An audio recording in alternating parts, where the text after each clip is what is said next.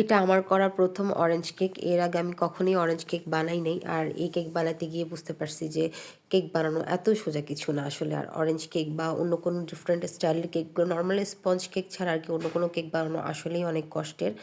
আর এমনিতে আমাকে কেক বানাইতে গেলে বারবার আমার ফিল হয় যে আমি কেন আসছি কেক বানাইতে। মানে আমাকে যে পরিমাণ কষ্ট করে এই কেকটা বানাইতে হয়, কারণ কেউ আমার ঘাড়ে বসে থাকে, কেউ আমার ক্রিমের চারপাশে বসে থাকে, এত এত জিনিস চারপাশে থাকে, এগুলাকে সরায়া গুছায়া তারপর কাজ করা লাগে। এর মধ্যে কেউ ক্রিমের মধ্যে গুঁতা দিয়ে দিবে, কেউ ক্রিমের মধ্যে হাত দিয়ে দিবে, যে দেখাই যাচ্ছে। এরপরে আমাকে ধাক্কা দিবে, ধাক্কা দেওয়ার পরে আমার প্যালেট নাইফও ঢুকে গেছে কেকের মধ্যে। তার মধ্যে পাহারা, ক্রিম কোনোভাবেই যেন কম না হয়, কালার যেন কোনোভাবেই কম না হয়, সেই পাহারা চলতেই থাকে।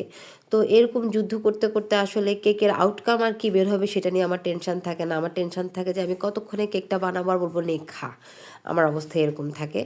আর যারা আসলে নতুন কেক বেক করে, নতুন কেক বানায়, তাদের জন্য 1M নোজেলটা অনেক বেশি ইম্পর্ট্যান্ট। আর এই কেকটা বানাইতে গিয়ে আমি বুঝতে পারছি যে আমি আমার পছন্দের খুব সহজে ডিজাইন করা যে 1M নোজেল দিয়ে, এই নোজেলটা আমি হারাই ফেলছি, আমার নোজেলটা নাই। তো এত যুদ্ধের পরে আসলে এটার আউটকাম ভালোই আসছে, আমার কাছে তো ভালো লাগছে মাশাল্লাহ। আমি আসলে এত এক্সপেক্ট করি না এত ধাক্কাধাক্কির পরে এত সুন্দর আউটকাম আসবে। এরপরে বললাম যে আসো তোমাদের ছবি তুলে দিই, কেকটা কাটো। কেকটা আমি ফ্রিজেও রাখতে পারি নাই, কেকটা ওদেরকে কাটতে দিলাম। তো কেক কাটতে যাওয়ার পরে ও রোদেলাকে যখনই বললাম যে ছবি তুলবো, তখন সে ঠিক এভাবে পোজ দিচ্ছিল। এটা কেমন পোজ ছিল আমি জানি না, আমার কাছে দেখতে সুন্দর লাগতেছিল, আদর লাগতেছিল, আর খুব মজা হয়েছিল কেকটা মাশাল্লাহ।